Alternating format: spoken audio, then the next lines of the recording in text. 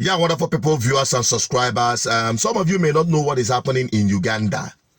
Currently, the Uganda government is crying out that the World Bank is blocking loan to Uganda because they had anti-gay law in place. Uganda's President Yoweri Museveni denounced on Thursday the World Bank's decision to suspend new funding in response to a harsh anti-LGBTQ law.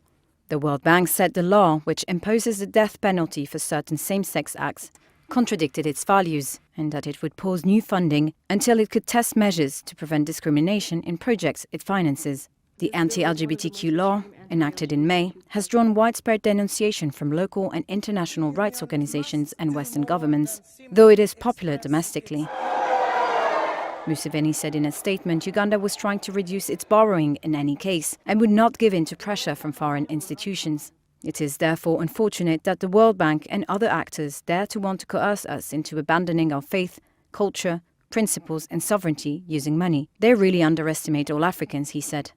A woman from the World Bank rang me, and I told her exactly as I'm telling you. I said, I'm going to sign the bill because of the 3 points I've told you. Mere being, no, we cannot criminalize you.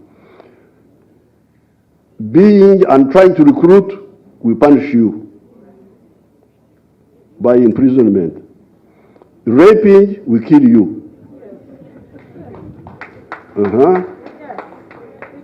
So, but then the woman of the World Bank told me two other points, which although I've signed the bill, I would like us to look at it also ourselves, because I don't want to be on the side of wrong.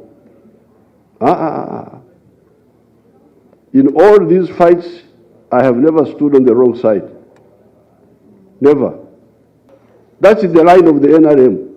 We never have two languages.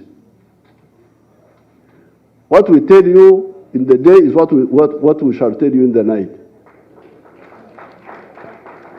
So therefore, the woman of the world, so therefore the signing is finished, nobody will move us. This issue of homosexuality is a very serious issue, because it is an issue of the human race. So it's not something that you should discuss to be seen, to be what? No. You only talk because you are sure of what you are saying. Otherwise, keep quiet. Don't add to the confusion. There is enough confusion already. The problem is that, yes, you are disoriented. You have got a problem to yourself. Now, don't try to recruit others now. If you try to recruit people into your disorientation, then we go for you. We punish you. That's number one.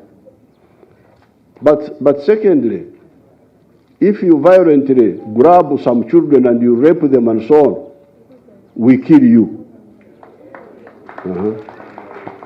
And that one I totally support, and I will support.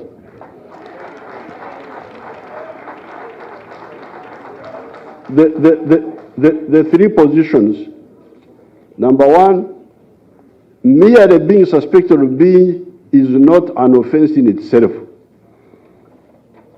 You are a person to be helped if you want helped, because it was said that some of the people can be helped to get back to normal. But secondly, if you want now to disorient others, we go for you, we punish you by imprisonment. If you go beyond that and you start raping children and so on, we kill you. Yes, sir. But I want to encourage you that we shall stand firm.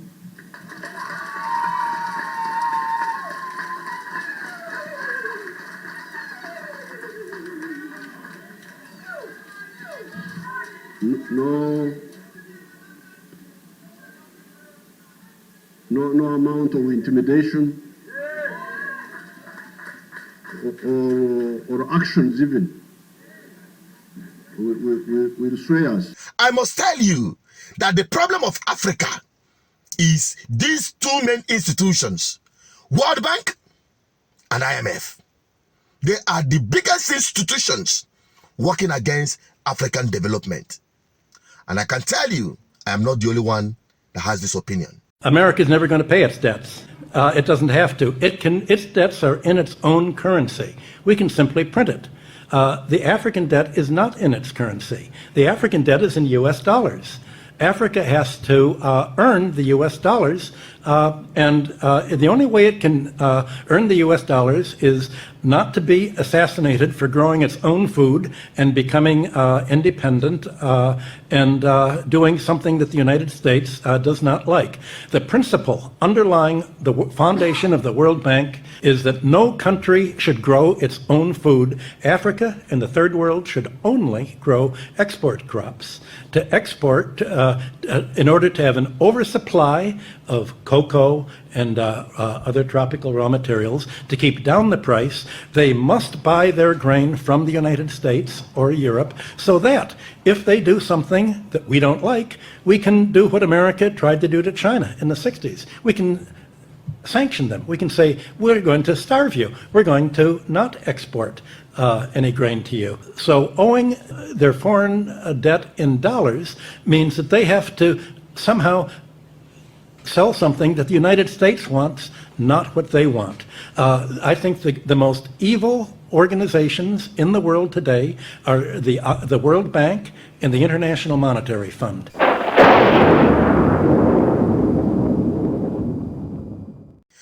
I want to let you know that until Africans stop this boro mentality, look inward, keep your resources to yourself.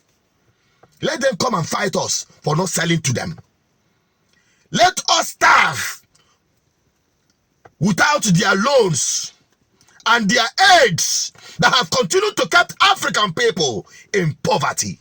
Take anywhere they are giving out loans and all these IMF loans and IMF and aids and the rest of them. Check it. The people are languishing in poverty. How many years have you been aided? And how far have you gotten out of poverty? That is a wake-up call for Africans. Remove this mentality of borrowing. Look inward. Develop your resources. Transform them. You have had enough scientists.